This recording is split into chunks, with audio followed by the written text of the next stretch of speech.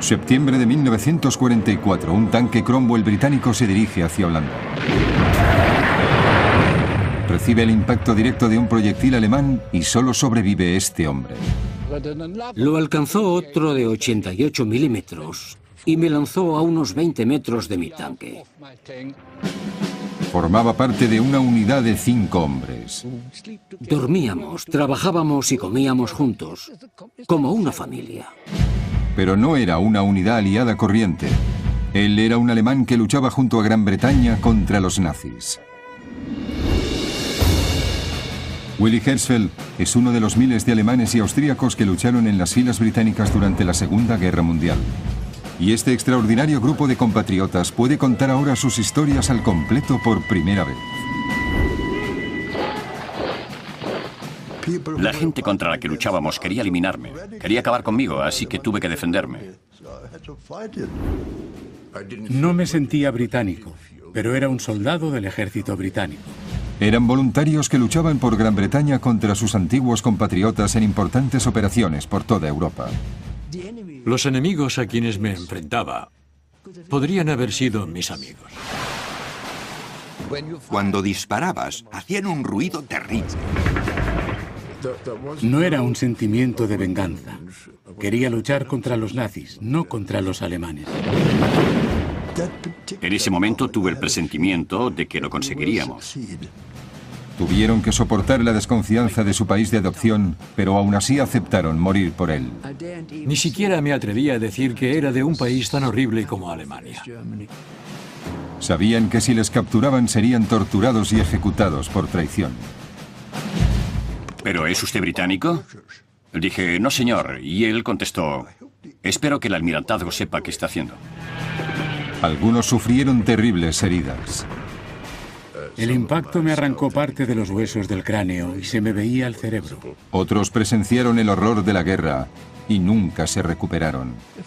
Fue una época muy triste, una época sangrienta y terrible. Juntos se convirtieron en el ejército alemán de Churchill. Ellos no nos gustaban y nosotros tampoco les gustábamos, así que teníamos que matarles. En cuanto entramos en Alemania, ganamos. Los derrotamos. El ejército alemán de Churchill.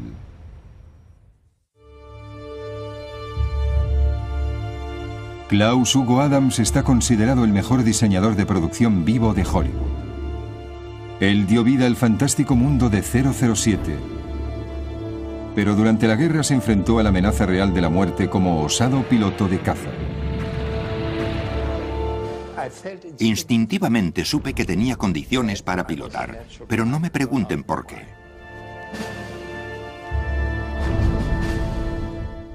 Es un cohete Typhoon. Había olvidado lo enorme que era este avión.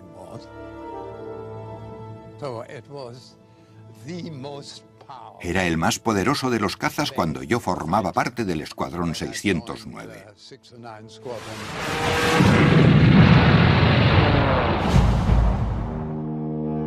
Klaus fue el único alemán que se sepa que fue piloto de caza de la RAF, pero su vida empezó de forma muy diferente. Su padre era propietario del famoso almacén de deportes y moda S. Adam, del centro de Berlín. Yo era muy feliz, extraordinariamente feliz. Mi padre era un hombre muy generoso. Adoraba a sus hijos y a su mujer, mi madre. Y nos mimaba demasiado. Pero cuando Hitler subió al poder en 1933 y con el consiguiente veto a los negocios judíos, su idílica vida quedó destrozada rápidamente. Las ventas descendieron, pero él era muy optimista y montó un nuevo negocio. Fue una barbaridad y una verdadera locura hacerlo.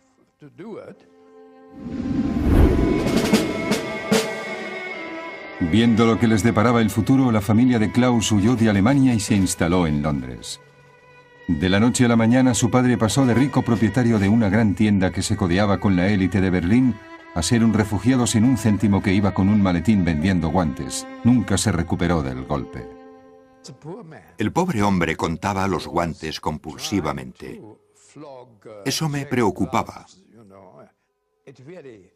También recuerdo que un día íbamos corriendo detrás de un autobús y tuvimos que subir al piso de arriba, y sufrió un amago de infarto. Murió en 1936 a la edad de 56 años. Era un hombre acabado.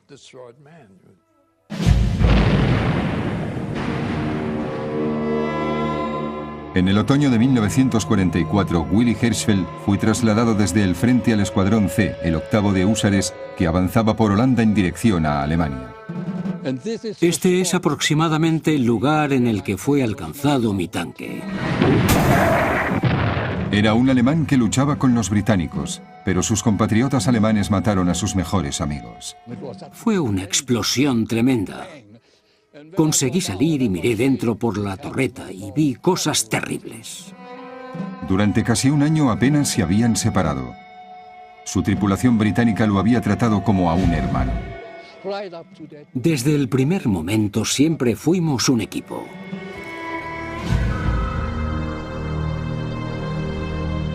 Seis años antes, la vida libre que Willy tenía en Bonn quedó destrozada cuando los secuaces de Hitler llevaron a cabo un ataque premeditado y despiadado contra los judíos alemanes. Detuvieron a 30.000 hombres y los enviaron a campos de concentración. A la mañana siguiente, Willy se encontró viviendo en la calle. No sabía qué hacer. ¿Debía volver a casa y seguir trabajando? El jefe de la fábrica en la que trabajaba me dijo: Willy, tenemos que despedirte. No habían pasado 2 minutos cuando llegaron los de la Gestapo, unos hombres robustos, con chaquetas de piel, lo típico de ellos. Y dijeron: ¿eres judío, verdad? Yo dije que sí, y me arrestaron, y me llevaron con ellos.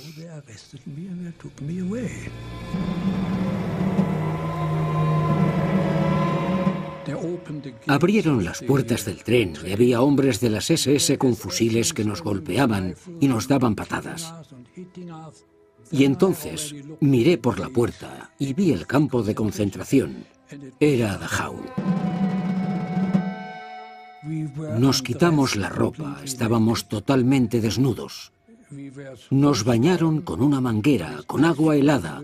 Nos apuntaron en un registro y mi número, que nunca olvidaré, era el 28.411. En Berlín, este orgulloso veterano de la Primera Guerra Mundial se negó a callar y lo pagó con su vida. Desde el principio, mi padre estaba muy disgustado por lo que pasaba en Alemania. Ambos fuimos a comer unos embutidos sauerkraut y un vaso de cerveza.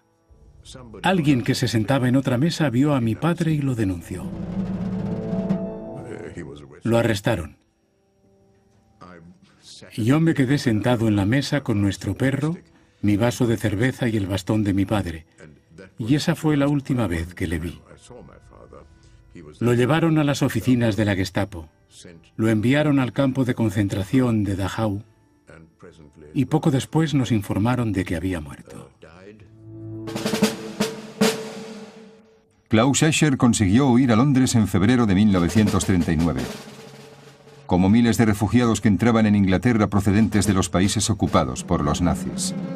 Helmut Rosenstein, de 18 años, recibió la orden de incorporación al ejército alemán antes de que un golpe de suerte lo llevara a Gran Bretaña. Por alguna razón, no sé cuál, ese día yo estaba en la lista de 200 artesanos seleccionados para venir a Inglaterra, el mejor lugar para estar en aquellos tiempos. Mi número era el 198, casi el último. En Inglaterra, Helmut ayudó a construir el campo Kitchener cerca de Sandwich, Kent. Albergaría a 5.000 refugiados alemanes y austríacos huidos a Gran Bretaña. Horst Adolf Herber fue uno de los afortunados refugiados que encontró albergue en el campo Kitchener. Me sentía como en casa, estaba encantado. Tenía una total libertad. Era un mundo totalmente distinto. Cuando llegué me dijeron: puedes ir a Hyde Park, al rincón de los oradores, y puedes decir lo que quieras. Dije: eso es imposible, no puedes decir nada en contra del gobierno. Sí, claro que puedes decir lo que quieras. Willy Hirschfeld todavía estaba prisionero en el campo de concentración de Dachau. Su antiguo jefe, que entonces vivía en Inglaterra, pagó un permiso de trabajo para que Willy emigrara a Inglaterra. En la estación ferroviaria de Bonn se despidió de toda su familia. Solo volví a ver a mi hermana gemela. Fue muy triste decir adiós a toda mi familia y no volverles a ver nunca más. El 3 de septiembre de 1939 sucedió lo inevitable. Gran Bretaña declaró la guerra a Alemania. Luchábamos contra las cosas malas de la vida. El abuso, la fuerza bruta, la persecución y la represión. Y yo estaba seguro de que prevalecería la justicia.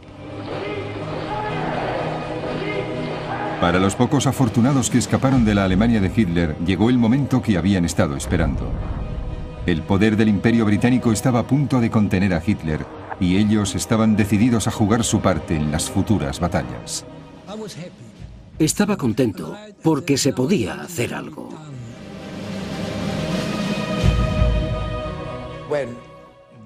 Cuando estalló la guerra, fue casi un alivio, porque presentíamos que íbamos a acabar con ellos. Los refugiados alemanes eran muy conscientes de la ironía. El país que les había brindado seguridad estaba en guerra con el país en el que habían nacido y crecido. Inmediatamente fueron clasificados como enemigos ajenos. Ajeno significa extranjero. Diferente. En cuanto se declaró la guerra a Alemania, ni siquiera me atreví a decir que había nacido en un país tan terrible como Alemania.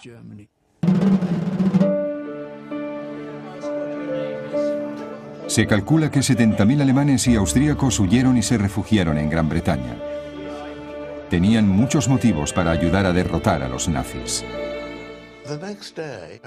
El día siguiente fui al Ministerio del Aire y el oficial de reclutamiento me dijo: no aceptamos a nadie que no sea inglés, y mucho menos a alemanes. Hacia finales de 1939, cuando el gobierno británico se dio cuenta de que había muchos alemanes y austríacos que se habían enrolado en las fuerzas británicas, decidió que podía hacer uso de ellos. 10.000 hombres y mujeres alemanes y austríacos se presentaron voluntarios para luchar junto a Inglaterra y juraron fidelidad al rey.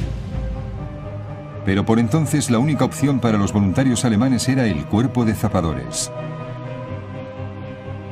El símbolo del pico y la pala en la cinta de su gorra mostraba su contribución a un duro trabajo, no en el servicio activo. Pensé que tenía que hacer algo y hacer un esfuerzo para ayudar en la guerra, porque la gente contra la que luchábamos quería eliminarme, quería acabar conmigo. Así que tuve que defenderme. No puedes sentarte y decir, dejemos que se salgan con la suya. Querían luchar por Inglaterra, y lo que hicieron literalmente fue cavar por la victoria.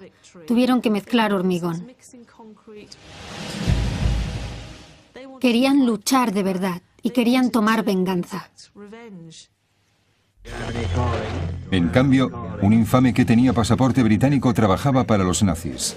William Joyce, ex jefe de propaganda del sindicato británico fascista, había huido de Inglaterra al principio de la guerra. Había resultado herido en sus escaramuzas políticas en Inglaterra y ahora Hitler lo utilizaba para difundir la ruda propaganda contra los aliados entre un público británico inquieto. Gran Bretaña se enfrenta a un horrible dilema porque la Real Fuerza Aérea es muy débil.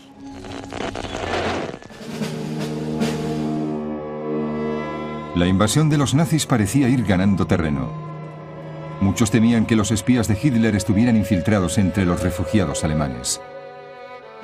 Los que estaban en el cuerpo de zapadores estaban seguros, pero miles de refugiados fueron arrestados e internados. Una mañana íbamos a ir a nadar, pero a eso de las 9 llamaron a la puerta y había un coche de la policía local y me dijeron que venían para internarme. En ese momento no internaron a todo el mundo, pero yo no tuve suerte. El señor Churchill dijo, mejor prevenir que lamentar.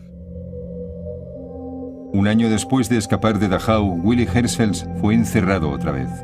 Esta vez fue enviado a Australia en un infame barco de transporte de tropas, el Dunera. Fueron 9 terribles semanas de viaje en horribles condiciones. Los trataban mal, y algunos de los guardias con brutalidad. A la mayoría le robaron sus pertenencias. Se lo quitaron todo, pero yo no tenía nada.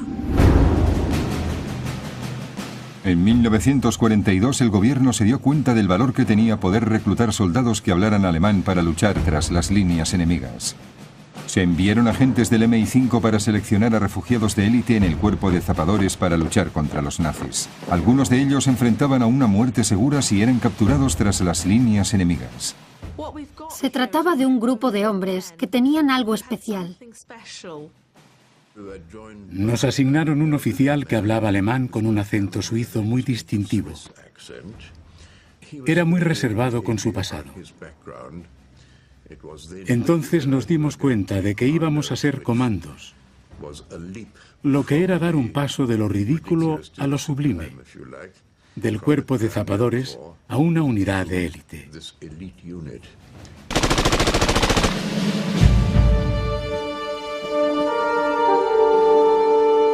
Cuando la invasión nazi dejó de ser una amenaza, el gobierno empezó a aceptar más enemigos extranjeros en sus fuerzas armadas.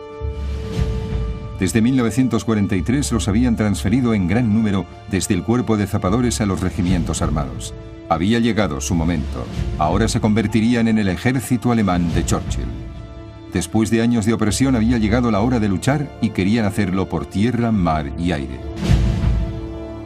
En 1944 Horst Erzberg recibió el llamamiento para la Marina Real y fue destinado al HMS Bellona, donde fue entrenado para escuchar los mensajes de radio del enemigo a su paso por el Canal de la Mancha.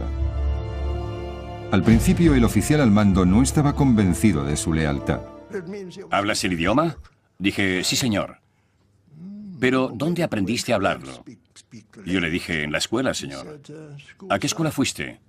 Le contesté a la Hindenburg Schule. Pero eso está en Alemania, ¿no? Sí, señor. Pero tú eres británico. Le dije, no, señor. Y dijo, bueno, espero que el almirantazgo sepa qué está haciendo. Los alemanes que lucharon por Churchill se enfrentaban a la tortura y la ejecución si se descubría su pasado alemán. Por eso, antes de partir, cambiaron sus nombres por otros típicamente ingleses. Klaus Adam se convertiría en Ken Adam. Horst Pinschaber se convirtió en Jeffrey Perry. Helmut Rosettenstein se convirtió en Harry Rosny. Horst Erzberg se convirtió en William Howard. Willy Hirschfeld se convirtió en Willy Field. Y Klaus Ascher se convirtió en Colin Anson. Enseguida empezamos a sentir que nuestros nuevos nombres eran los auténticos. Y nos olvidamos de los antiguos. Y empezamos a considerarnos comandos británicos y no refugiados alemanes. Estaban destinados en unidades de combate y listos para la lucha, pero tenían que enfrentarse a la realidad de que tal vez tendrían que matar a sus antiguos compatriotas. El enemigo al que tenía que enfrentarme podría ser fácilmente un compañero de la escuela. Podría haber sido uno de mis primos que estaban en el ejército, pero no podía quedarme sin hacer nada. Inglaterra me había salvado la vida, así de sencillo. Y al mismo tiempo no soy tan orgulloso como para no admitir que interiormente soy un cobarde. Los riesgos personales eran altos. Destinado a la Marina Real, Colin Anson formaba parte de la mayor operación de desembarco hasta la fecha, la invasión de Sicilia.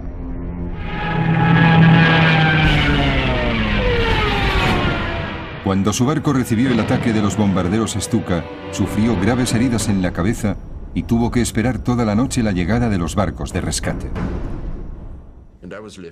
Me dejaron entre los últimos.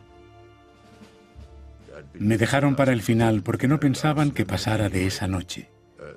El impacto me arrancó parte de los huesos del cráneo y se me veía el cerebro. Un trozo de metralla me entró por el casco. Se me clavó en el cráneo, lo traspasó y se alojó detrás. Y ahí sigue todavía. Estuve en un catre junto a un joven soldado alemán. Era un muchacho muy agradable y estaba muy contento por estar al lado de alguien con quien poder hablar. Noticias como esa eran exageradas por William Joyce, apodado Lord Jojo por la prensa, durante sus constantes emisiones al público británico. El 11 de noviembre, un U-boat alemán hundió el Bellona de la Marina Británica. En Londres, el padre de William Howard estaba desolado porque en una de las emisiones oyó que el barco de su hijo había sido hundido por un U-boat alemán. Siempre llamaba a mi padre a casa, a Londres. Me preguntó, ¿cómo estás, hijo? He oído a Lord Jojo. Estaba emitiendo desde Alemania y anunció que hacía 10 días que habían hundido el Bellona en la bahía de Kola. Le dije, bueno, lo intentaron, pero no lo consiguieron, papá. Los alemanes que luchaban junto a los británicos estaban desplegados y combatían por todo el escenario de la guerra europea. En el Real Cuerpo de Carros de Combate, en la infantería, en los comandos de la Marina Real y en la Marina Real. Y ahora emprendían la invasión por tierra más ambiciosa de la historia. Sabíamos que había habido un día D. Nos contaron toda clase de relatos de horror, que el mar estaba en llamas por el petróleo derramado y que no podían avanzar, que los tenían rodeados por todas partes y que no había forma humana de llegar a la orilla. La posibilidad de que yo no viera el fin de la guerra era muy real. Veías morir a la gente, a los tuyos, y también a los alemanes. En un solo día, los aliados desembarcaron más de 150.000 soldados en 5 playas diferentes de Normandía. El HMS Bellona de William Howard era uno de los casi 7.000 barcos que emprendieron la Operación Neptuno. Nos sobrevolaban una gran cantidad de aeroplanos. Era increíble el número de aviones y barcos que nos rodeaban. Era una visión impresionante. Y en ese momento tuve el presentimiento de que lo conseguiríamos. Y tenía esa sensación porque era una gran fuerza. Era enorme. Si todo iba según lo planeado, se recuperaría el tiempo perdido y a gran escala. Estaba asombrado por el impacto y el poder. El impacto de esta máquina de guerra que entraba en acción y se sacrificó todo por el objetivo.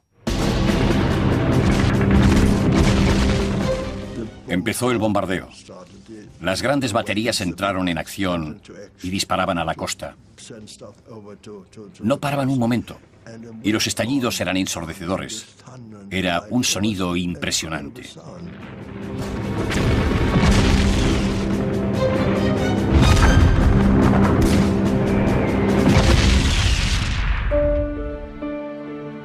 Willie Field había regresado de su internamiento en Australia y fue destinado al Real Cuerpo de Carros de Combate como conductor de tanques en el Escuadrón C, octavo de húsares. Después del éxito del desembarco de Normandía cerca de Arromanches, su tanque Cromwell avanzaba hacia Alemania. Por fin tenía un papel activo y nuevos amigos con un objetivo común a pesar de su diferente procedencia. Fue maravilloso para mí. Era lo mejor que me podía pasar en la vida. No se trataba de una venganza, pero dije que sí y lo disfruté.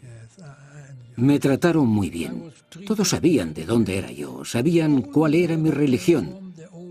Pero era uno de ellos y me trataban como a uno más.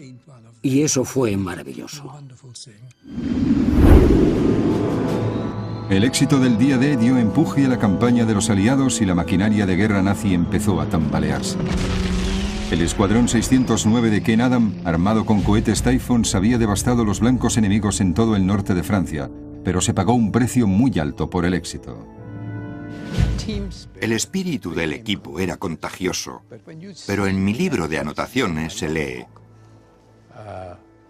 Woody ha sido derribado, envuelto en llamas. Éramos amigos desde hacía un año. No podía creer lo que sentía. Era duro y no dejaba que me afectaran esas cosas. No me han dado a mí. Me protegía a mí mismo de cualquier emoción. Tu mejor amigo caía de repente envuelto en llamas. Pero la primera reacción no era decir, pobre muchacho, sino, gracias a Dios que no me ha tocado a mí. Cuando aterrizabas, la reacción era otra. Pensabas, Dios mío, era terrible. El objetivo del escuadrón de Ken eran las tropas y los tanques alemanes atrapados en la zona de Falaise, Francia.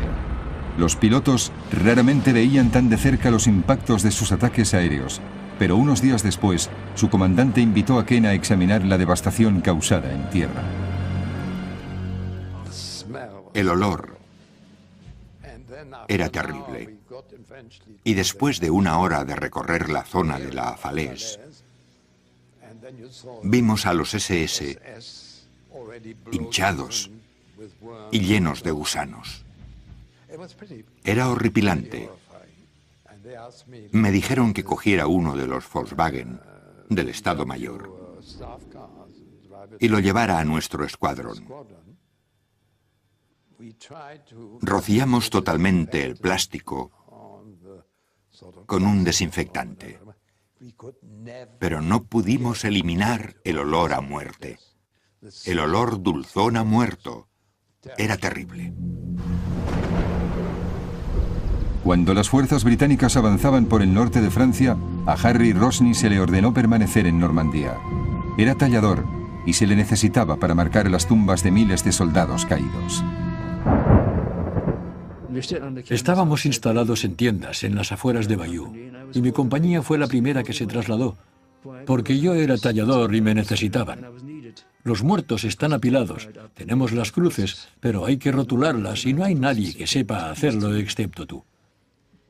Así que me enviaron a la unidad de registro de tumbas y ese fue mi trabajo. Tuve que quedarme allí. No es lo que yo quería, me sentía mal haciendo aquello.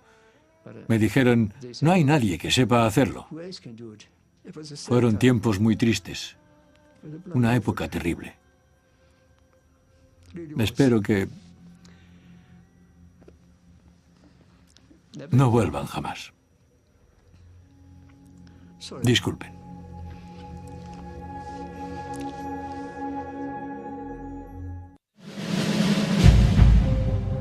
El ejército alemán se retiraba y el 8º de húsares de Willy Field avanzaba por Francia y Bélgica en dirección a Holanda.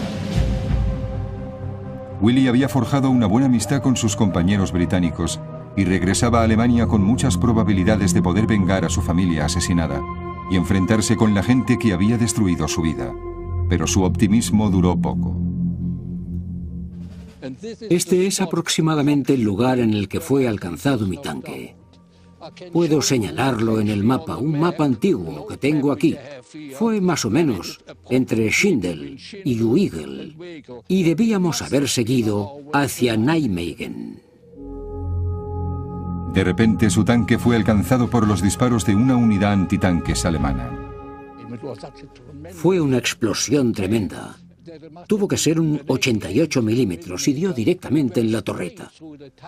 Salí y miré dentro por la torreta y vi cosas terribles. Todos estaban muertos, excepto el operador de radio que aún vivía. Conseguí sacarlo y lo dejé detrás del tanque. Y entonces nos dio otro proyectil de 88 milímetros. Me tiró al suelo, a unos 20 metros de mi tanque, y me hirió en una pierna. Nos recogieron, pero desgraciadamente el otro herido murió de camino al hospital.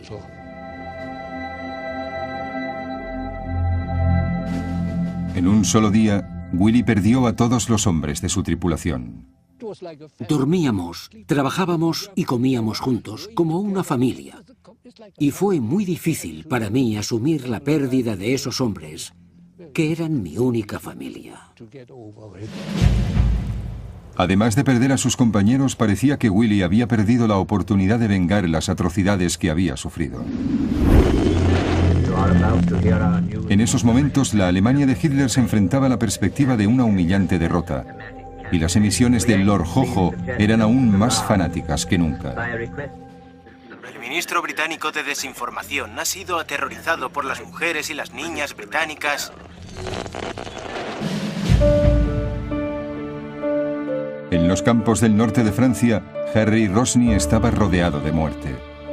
Por una extraordinaria coincidencia tropezó con la tumba de un compañero del colegio que había visto por última vez a cientos de kilómetros, en Berlín.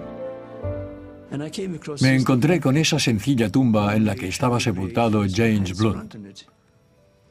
Era mi amigo y se sentaba a mi lado en la escuela. Era un chico muy agradable, mi mejor amigo, muy cariñoso. Todavía lo recuerdo, un buen chico y un estupendo futbolista.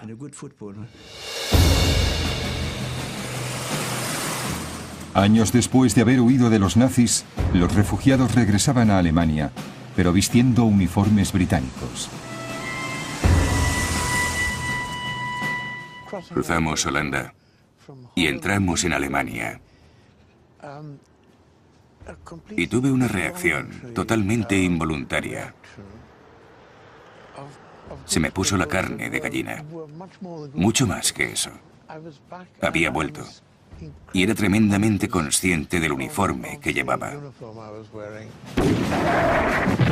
Willy, que acaba de perder a sus compañeros de la unidad de tanques, había vuelto al Escuadrón C e hizo amistad con un oficial de alto rango del 8º de húsares. Estaba totalmente decidido a derrotar a Hitler. Entramos en Francia y la liberamos. Entramos en Holanda y la liberamos. Pero cuando entramos en Alemania, ganamos. Los derrotamos. Hicimos lo que queríamos hacer. Ganamos la guerra. Fue así.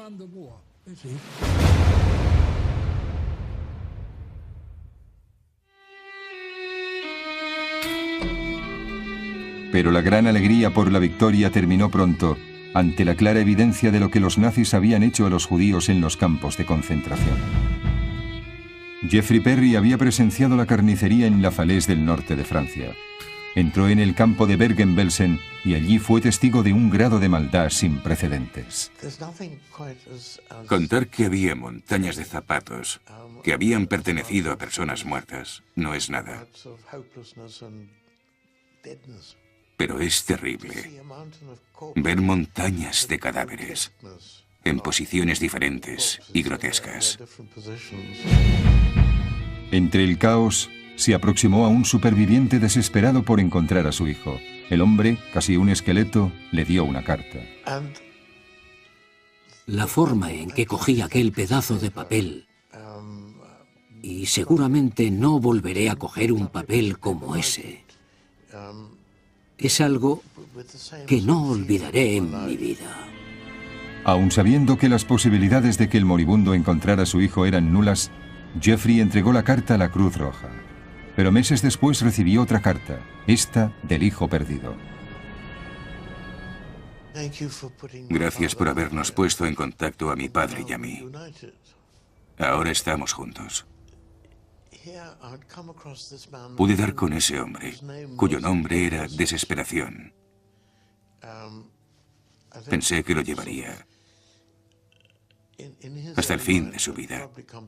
Pero no fue así, porque padre e hijo se reencontraron y sobrevivieron.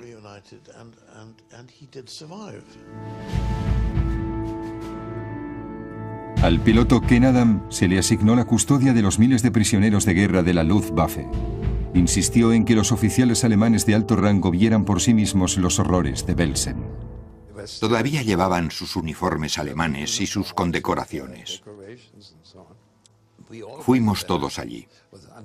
Fue una experiencia increíble para los germanos. No podían creer lo que veían. Uno de ellos intentó suicidarse la noche siguiente. Aviso a Alemania, aviso a Alemania. Las retransmisiones serán en inglés. El teniente Geoffrey Perry estaba en las fuerzas públicas, cuya misión era conseguir el control de la prensa nazi y las emisoras de radio.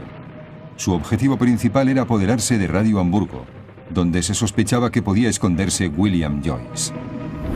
Lord Jojo había estado radiando su propaganda desde aquí hasta el final de la guerra. Pero había huido, era el británico más buscado y Geoffrey iba tras su pista. Empezamos el mismo día que llegamos, porque pensamos que había muchas probabilidades de que Joyce siguiera aquí.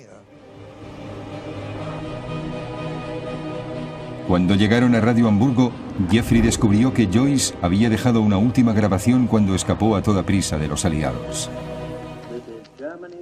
Es una última llamada al pueblo alemán desde Radio Hamburgo.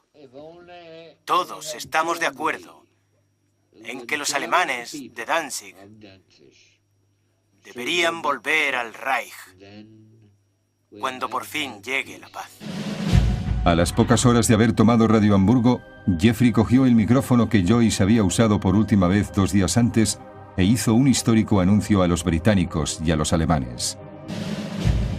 Después de 12 años, en ese momento la democracia volvió a los medios de comunicación alemanes y serían liberados por un soldado británico nacido en Berlín. Aquí Radio Hamburgo, una emisora del gobierno militar aliado. Hemos liberado a Hamburgo. Sí, soy yo. Hace mucho tiempo. 4 semanas después, Jeffrey se enfrentaría finalmente cara a cara con el traidor más infame de la Segunda Guerra Mundial.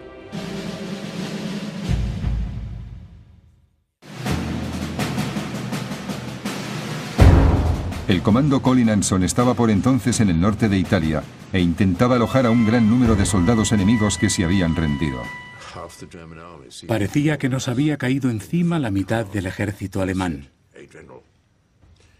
En el primer coche iba un general de rostro pétreo. Gradualmente veías que el color rojo de la tirilla roja de su uniforme con las gavillas de trigo doradas le subía por el cuello y formaba unos rosetones en sus mejillas. Y al cabo de un momento, de repente gritó con un tono peculiar que a veces adoptan los generales. ¿Qué pasa aquí? ¿No hay un comandante en este campo? Yo soy general y como general asumo el control. Cuando era niño, Colin vio cómo su padre era arrestado e internado en un campo de concentración donde fue asesinado. Ahora él estaba al mando. Yo no pensaba tolerarlo y me pareció inapropiado que me dirigiera un general alemán bajo aquellas condiciones. Así que dije: espere, sus hombres entrarán primero. Nunca he visto otra boca más abierta en toda mi vida.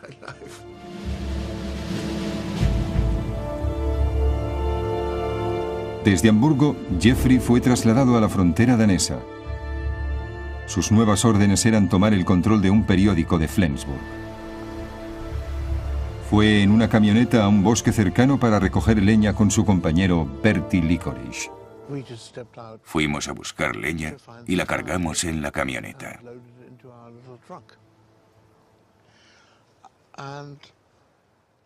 Y yendo por un sendero, me tropecé con un individuo extraño. Hacía menos de un mes, Jeffrey había hablado por el micrófono de William Joyce, y ahora, a más de 150 kilómetros, se encontraba cara a cara con el cabecilla de los torturadores de los aliados. Me encaré con él y le pregunté si era William Joyce. Dijo: no, no soy William Joyce, me llamo Fritz Hansen.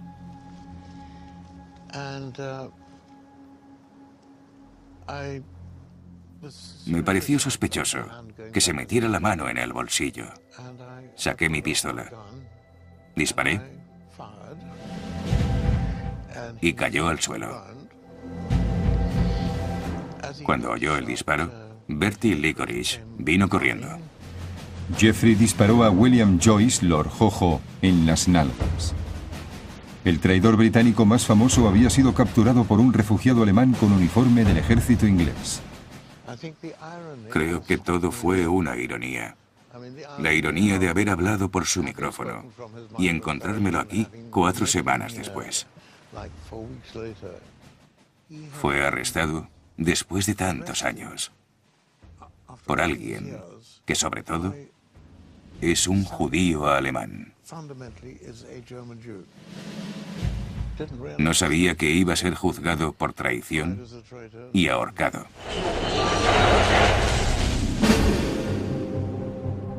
Mientras se llevaba a cabo la gran tarea del desmantelamiento de la Alemania nazi, los alemanes del ejército británico se dirigían hacia Berlín. Muchos intentaban averiguar desesperadamente qué había sido de sus seres queridos que no habían conseguido huir. Hacía 5 años que el comando Colin Anson no sabía nada de su madre. Pregunté si era posible que se hubiera instalado en la zona de Frankfurt y fui en busca de mi madre. Como soldado británico, Colin volvía al país en el que había nacido, pero ya no era su hogar. Regresar a Frankfurt fue una extraña experiencia. Anduve por las calles que me eran familiares, que estaban destrozadas, por supuesto. Pero yo era como el fantasma de un niño alemán con el que ya no tenía nada en común. Contra toda probabilidad, su madre, que era protestante, había sobrevivido. Conseguí encontrar a mi madre y fue una gran alegría volver a estar juntos. Había sobrevivido a la guerra en Frankfurt. Después de encontrar viva a su madre, Colin volvió su atención a quien denunció a su padre. Tuve acceso a los archivos del caso y por ello supe el nombre del hombre que lo había denunciado. ¿Cómo reaccionó Colin, un comando de las fuerzas especiales, al descubrir la identidad del hombre que había sellado el destino de su padre? Habría sido muy fácil visitar a aquel cerrajero. Habríamos ido a dar un paseo al bosque cercano y solo habría vuelto uno de los dos.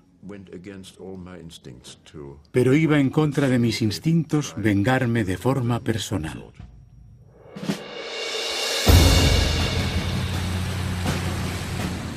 A los 7 años de haber vivido el horror de Dachau, Willy Phil entró en Berlín. Era la confirmación definitiva de que Hitler y los nazis habían sido derrotados por fin. La devastación era tremenda. Casi el 90% estaba destruido. La ciudad tenía un aspecto increíble, horroroso.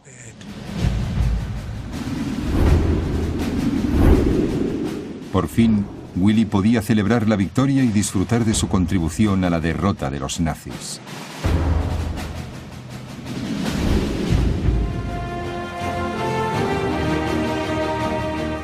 Y como recompensa, el 8º Regimiento de Húsares de Willy fue invitado a tomar parte en el desfile de la victoria en el Charlottenburg-Chaussee.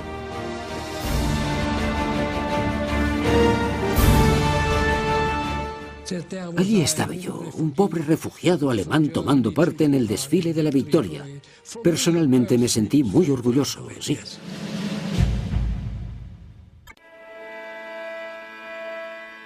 El ejército alemán de Churchill había regresado a su lugar de nacimiento, pero se dieron cuenta de que ya nada sería igual y no querían volver. Lo normal habría sido que esas personas, una vez depuesto Hitler, hubiesen querido volver a su país, pero muchos dijeron que no tenían nada por lo que regresar. Habría sido muy duro volver a Alemania. No había nada que me incitara a regresar. Estábamos muy agradecidos a Inglaterra, que nos había salvado la vida. En febrero de 2009, Harry publicó un libro de poemas que refleja su época de soldado británico. Tiene un hijo y 2 nietos, y se convirtió en ciudadano británico en 1947. Pero ¿qué siente un alemán al matar a un alemán? Si no lo hubiera hecho y Alemania hubiese ganado la guerra, no estaría aquí hablando con ustedes. Y recuerden que perdí a parte de mi familia en los campos de concentración alemanes.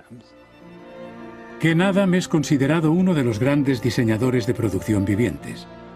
Fue nombrado caballero en 2003 y ahora es Sir Ken Adam OBE. Seré sincero con ustedes. Nunca sentí pena por ellos en aquella época. Nunca la sentí y sigo sin estar apenado por lo que les ocurrió. Es espantoso decirlo, pero es lo que siento. Después de la desmovilización, en 1946, conoció a su esposa Judy y se casaron en 1949. Es socio del club de fútbol Arsenal desde 1948. No era un sentimiento de venganza, era otro tipo de sentimiento. Yo no tenía nada en contra de los alemanes, excepto por su penosa carencia de lo que mi padre llamaba coraje civil. Colin conoció a una compatriota refugiada, Alice Gross, en una cafetería de Londres en julio de 1949. Tienen 3 hijos y 7 nietos. Tuvieron un papel vital en la derrota de la Alemania nazi. Muchos se quedaron por lo menos un tiempo y ayudaron a reconstruir el país que había sido su hogar. No sentía odio. Era un sentimiento de gratitud. Debo decir que no perdí a ningún miembro de mi familia. Jeffrey dejó el ejército británico en 1946 con el rango honorario de comandante. Llegó a ser un importante editor de éxito internacional. En julio de 1946 se me concedió la nacionalidad y fui ciudadano británico. Finalmente, todo fue perfectamente bien. Al terminar la guerra, Bill fue recomendado para un puesto de oficial, pero fue rechazado por su lugar de nacimiento.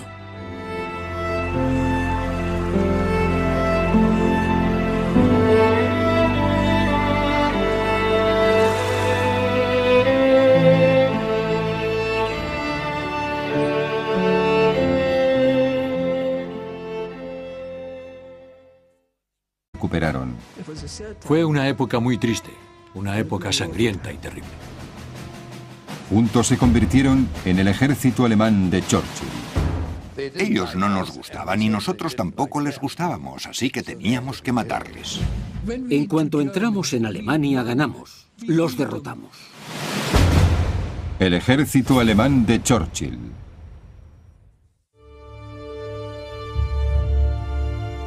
Klaus Hugo Adams está considerado el mejor diseñador de producción vivo de Hollywood. Él dio vida al fantástico mundo de 007. Pero durante la guerra se enfrentó a la amenaza real de la muerte como osado piloto de caza. Instintivamente supe que tenía condiciones para pilotar, pero no me pregunten por qué.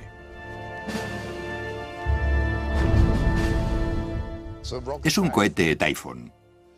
Había olvidado lo enorme que era este avión.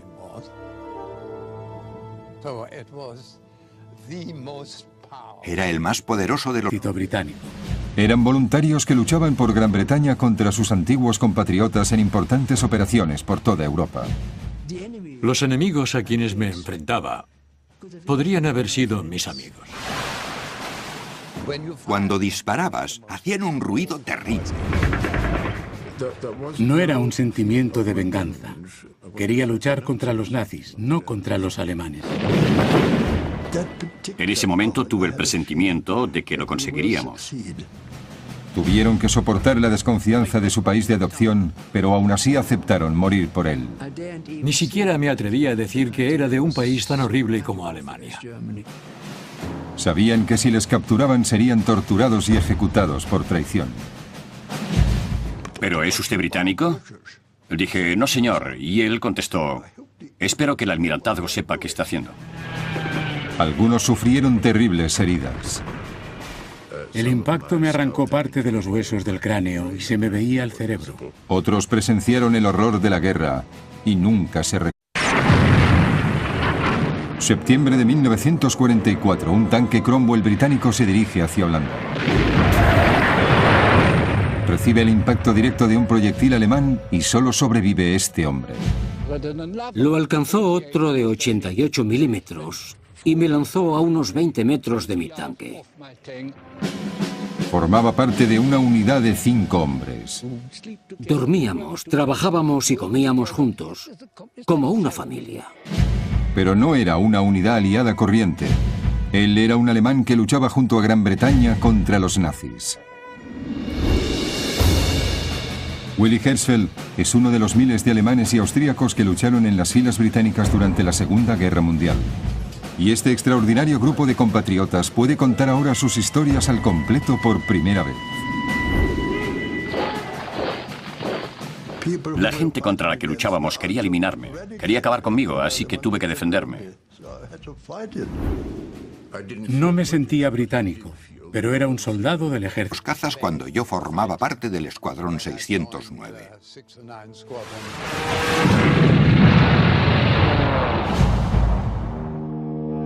Klaus fue el único alemán que se sepa que fue piloto de caza de la RAF, pero su vida empezó de forma muy diferente. Su padre era propietario del famoso almacén de deportes y moda S. Adam, del centro de Berlín. Yo era muy feliz, extraordinariamente feliz. Mi padre era un hombre muy generoso. Adoraba a sus hijos y a su mujer, mi madre. Y nos mimaba demasiado.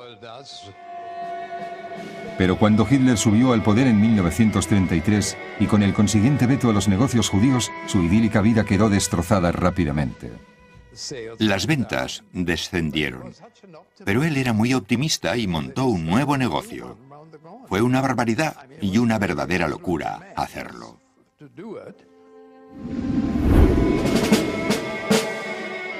Viendo lo que les deparaba el futuro, la familia de Klaus huyó de Alemania y se instaló en Londres. De la noche a la mañana, su padre pasó de rico propietario de una gran tienda que se codeaba con la élite de Berlín a ser un refugiado sin un céntimo que iba con un maletín vendiendo guantes. Nunca se recuperó del golpe.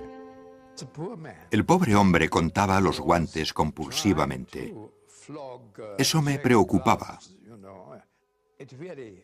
También recuerdo que un día íbamos corriendo detrás de un autobús y tuvimos que subir al piso de arriba y sufrió un amago de infarto. Murió en 1936 a la edad de 56 años. Era un hombre acabado.